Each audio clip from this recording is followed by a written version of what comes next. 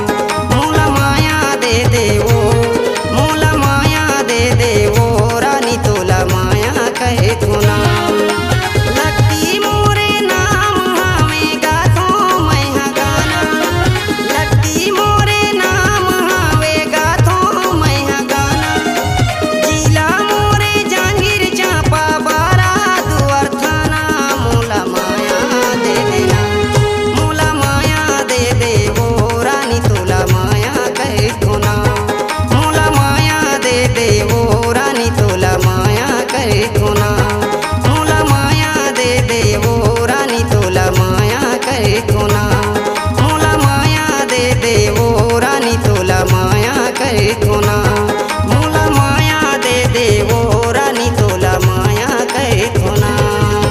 हाय आपकी आवाज ही आपकी पहचान है। यदि आप अपनी आवाज को एक नया आयाम देना चाहते हैं तो चले आइए मल्टी ट्रैक डिजिटल रिकॉर्डिंग के लिए AVM audio video studio Khamtarai Raipur. Mobile number 9301523929 और 7869646201। यदि आप नए एवं पुराने गीत सुनना चाहते हैं तो avmgana.com में जाकर गाना फ्री डाउनलोड करें और YouTube चैनल में AVM गाना को सब्सक्राइब करें।